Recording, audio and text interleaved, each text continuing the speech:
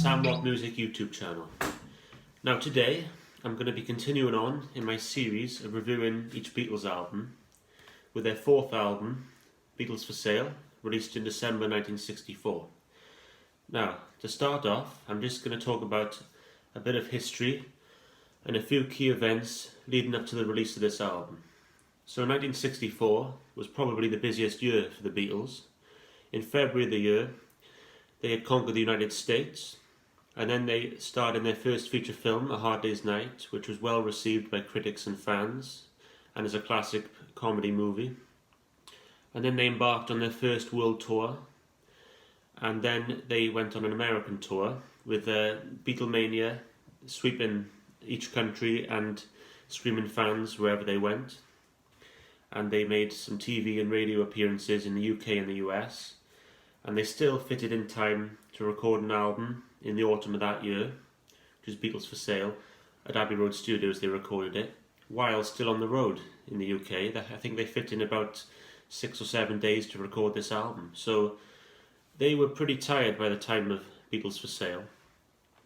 And on this album, they go back to the formula of the first two albums, 8 originals and 6 covers. And it's the last time they would do this.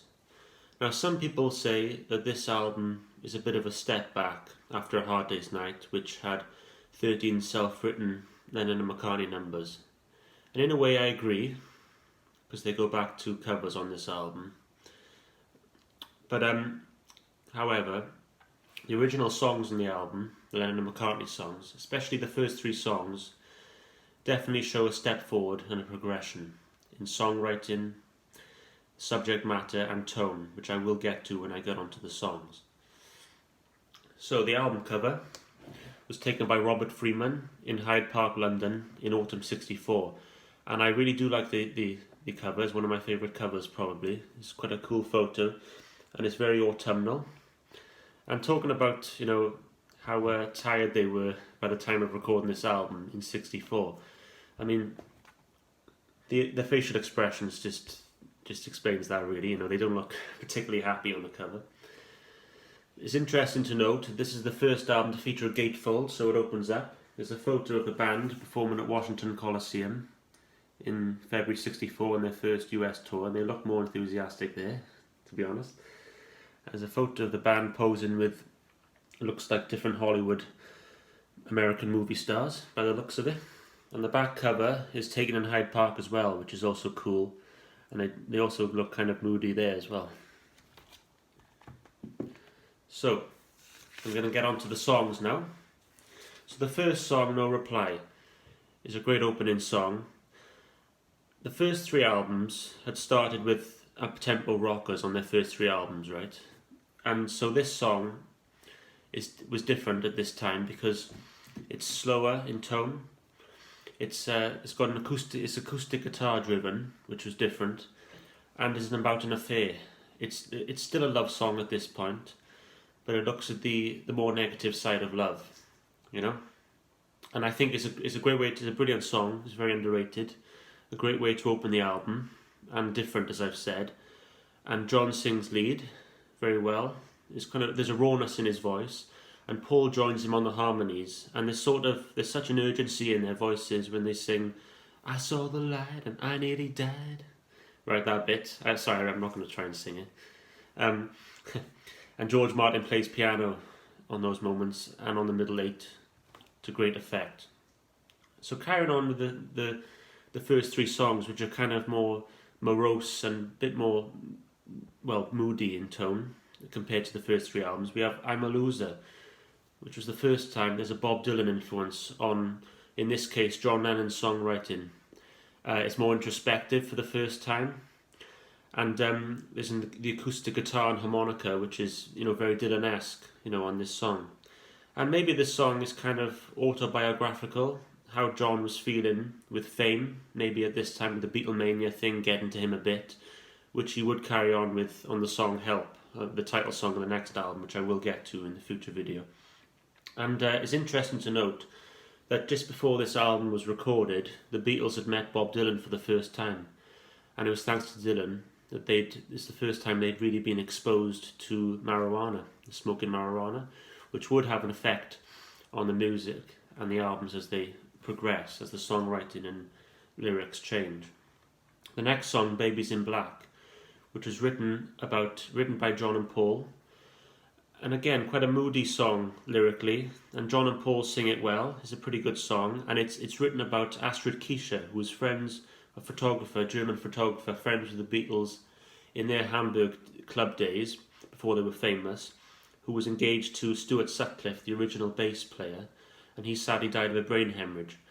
And after his death, apparently Astrid would wear black all the time, like as if it's a funeral, and that's what this song's about.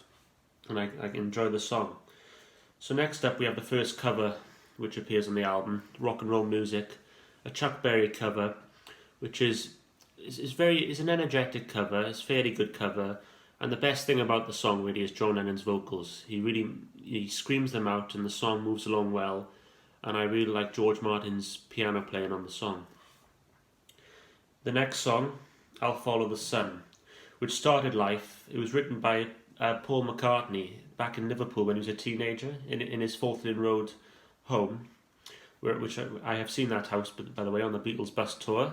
I recommend that tour to any Beatles fan who hasn't done it. And it was written when he was about 16 or 17, and it started off, at that time, it was a faster rockabilly, like a Buddy Holly style number, who was a big influence on the Lennon and McCartney songwriting, Buddy Holly. But on this album, it appears much slower, and again, it's acoustic, which is different, shows a step forward in a way, with the acoustic-driven side of it.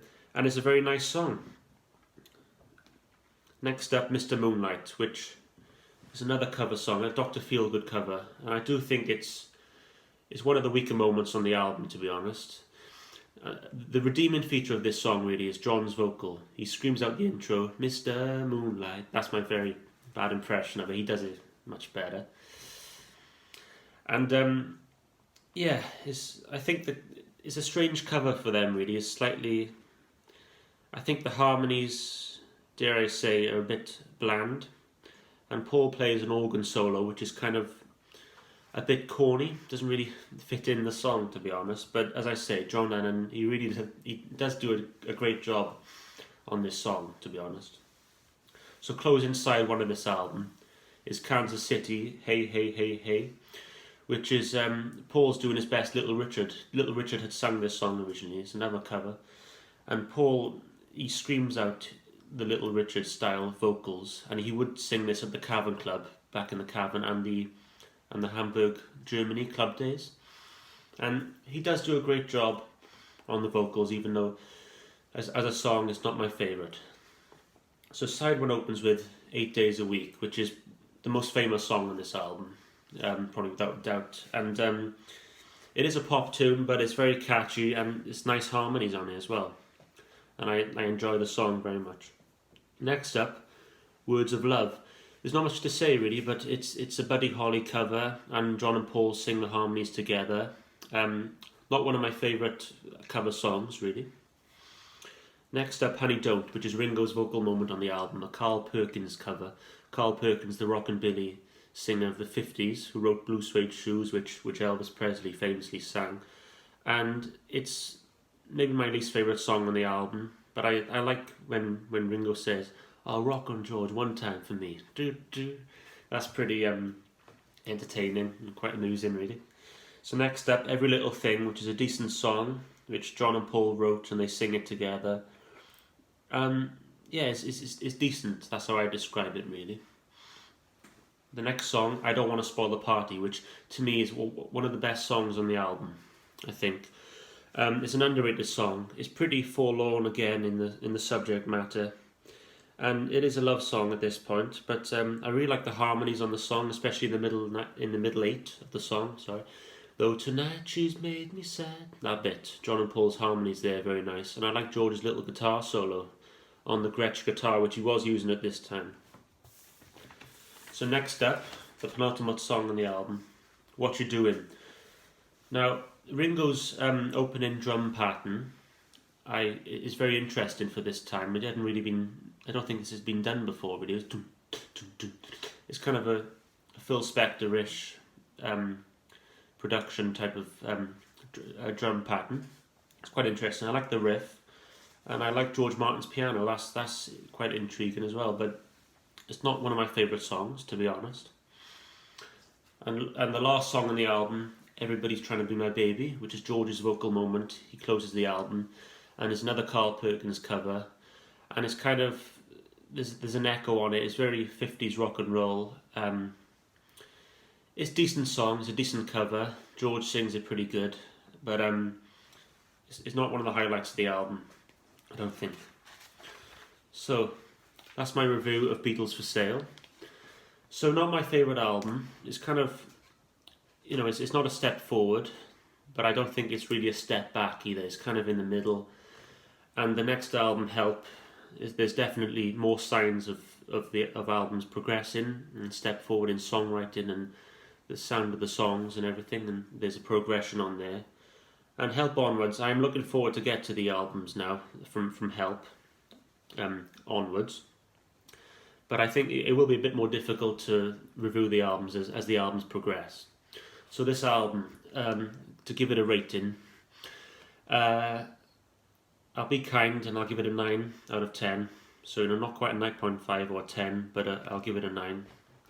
Yeah, it's a pretty good album. I do enjoy the album still, even though it's not my favourite Beatles album. But next up, I'll be reviewing Help, which will be great to get onto that. So, thanks for watching. Feel free to like, share and subscribe. And I'll see you next time. Goodbye.